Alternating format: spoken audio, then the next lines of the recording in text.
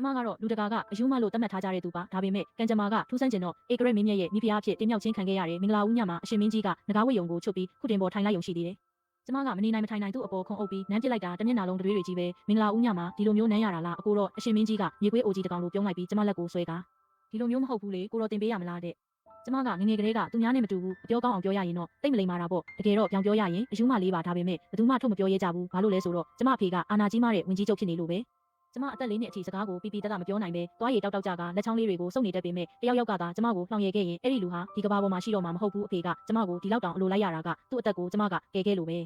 အဲ့ဒါကကျမမမွေးခင်ကဖြစ်ခဲ့တဲ့ကိစ္စပါစစ်တေနာပတိချုပ်ကပုံကံပြီးနန်းတော်ထဲအထိဝင်စည်းကဘရင်ဟောင်းကိုတက်ပြီးအာနာလူကိုစူးစမ်းခဲ့တယ်အဖေကဘရင်ဟောင်းအတွက်အစိတ်အက်ကိုကိုစားခံပေးခဲ့လို့တတိမိမျောသွားခဲ့တယ်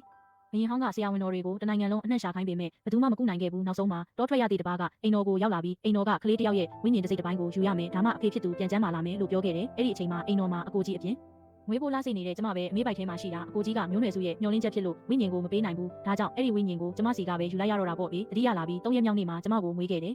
အကိုကြီးရဲ့အမှတ်တရတွေအရတော့ကျမမွေးဆောင်မှာတခြားကလေးတွေနဲ့မချားနာဘူးတဲ့အမေကအရန်လာတဲ့သူဆိုတော့ကျမကလည်းယုံမစိုးဘူးပေါ့ထူးခြားတာတစ်ခုကကျမကအမြဲတမ်းပါဆက်ကြီးဖြဲပြီးရင်နေတတ်တာပဲတွားရည်တွေကလည်းနေရာအနှံ့ကျနေတတ်တယ်ကျမကိုမြင်တဲ့သူတိုင်းကဒီကလေးကပြုံးချိုနေတာပဲ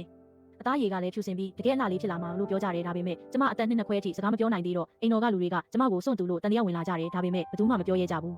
အဖေတယောက်ပဲကျမခေါင်းကိုကျဉ်နာပုတ်တက်ပေးရင်ငါသမီးလေးအာနေကစကားပြောနောက်ကြတဲ့တတိမလေးပါလို့ပြောလေးရှိတယ်ကျမစကားစပြောတဲ့နေ့ကဘရင်ဟောင်းရဲ့ဝင်းနေပွဲတော်နေ့ပေါ့အဖေကအမေနဲ့အကိုကြီးကိုခေါ်ပြီးကျမကိုလည်းချီပြီးပွဲတက်ခဲ့တယ်ဘရင်ဟောင်းကအဖေရင်ခွင်ထဲကကျမကိုမြင်တော့မျက်တောင်တစ်ခတ်တွင်းမှာပဲကောင်မလေးဖြစ်လာပြီပဲလို့ဆိုတဲ့အဖေကကျမကိုဘရင်ဟောင်းကိုဂါရပြုခိုင်းဖို့ပြင်တော့မှကျမကအဖေလက်ကိုလှုပ်ပြီးရိုင်းတိရိုင်နိုင်နဲ့ရှေ့ကိုရှောက်သွားကပထမဆုံးစကားတစ်ခွန်းကိုပြောလိုက်တယ်တက်တော်ရကြောရှေ့ပါစေဟာဆုလက်တွေပေးစေဆုလက်တွေပေးစေဘရင်ဟောင်းကအရန်သဘောကျသွားပြီးရွှေပြားပေါင်း1000ဆုချတဲ့အပြင်ကျမကိုခရိုင်မင်းသမီးအဖြစ်ပါအမိန့်တော်ပြန်တန်းထုတ်ပေးလိုက်တယ်